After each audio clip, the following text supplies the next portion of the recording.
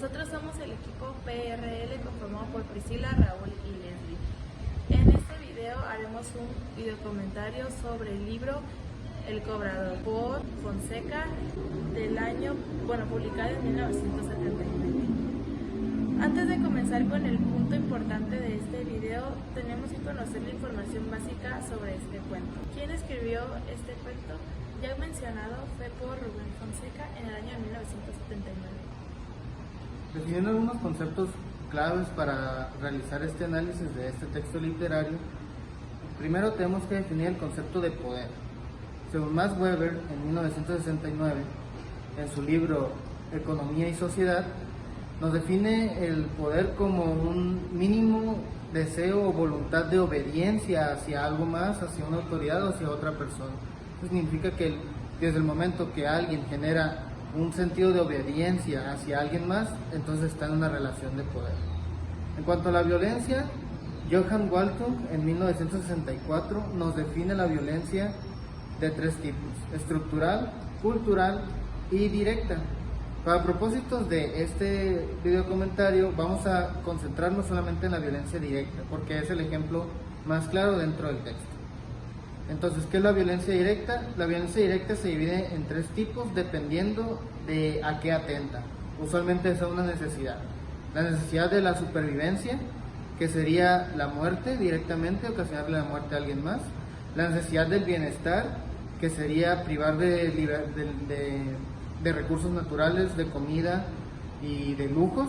Y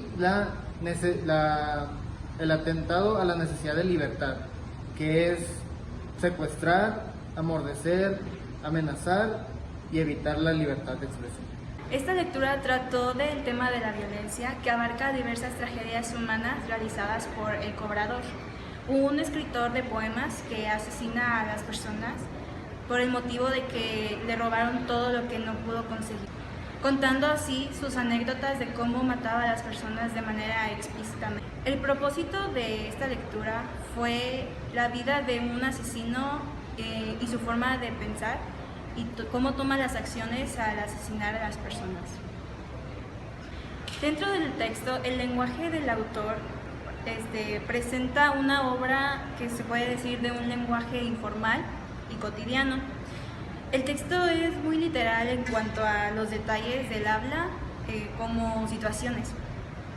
Se puede ver un tiempo cronológico, entonces no se encuentra ninguna anacronía, es decir, que no se encuentra ningún flashback o un flash forward.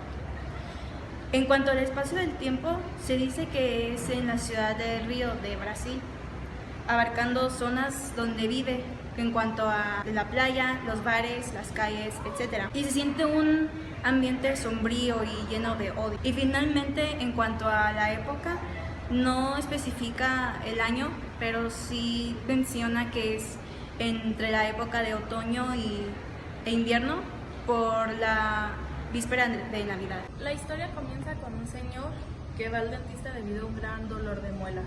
El dentista lo checa y le retira una muela. Y ya que hizo su trabajo, le cobra, con lo que el señor le contesta: no tengo dinero. Entonces el dentista le dice que, oye, pues me tienes que pagar.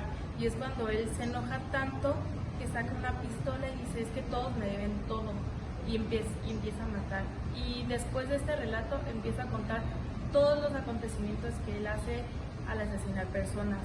Desde cómo violó a una mujer, desde cómo decapitó a un señor y mató a su esposa sin importarle que estaba embarazada, asesinó a otro ejecutivo así a bala fría, sin importarle su familia, él rogándole porque tenía familia, como otros casos que ha tenido, desde también encuentros sexuales, una violación, y cómo fue que conoció al otro personaje que sería Ana.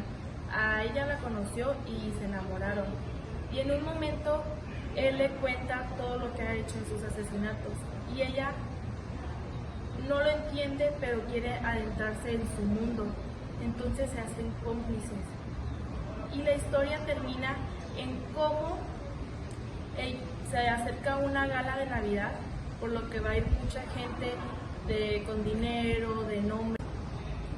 Dos fragmentos del texto donde nos llamó la atención que se utilizó la violencia para conseguir poder sobre alguien más, o sea, obediencia.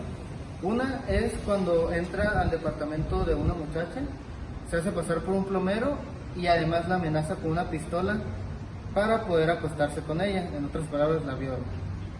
En otro ejemplo es cuando se encuentra a la pareja de jóvenes, mata a la esposa embarazada y aparte utiliza la violencia de nuevo para obligar al muchacho a que se arrodille y le ruegue, haciendo caso omiso de sus súplicas y asesinándolo de todas maneras. Entonces, ¿qué podemos concluir de todo esto?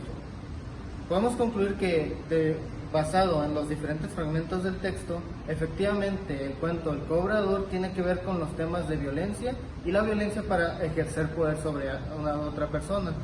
¿Por qué se logra volver a repetir el círculo vicioso que nos expresa Galtung de dominación, autoridad y poder?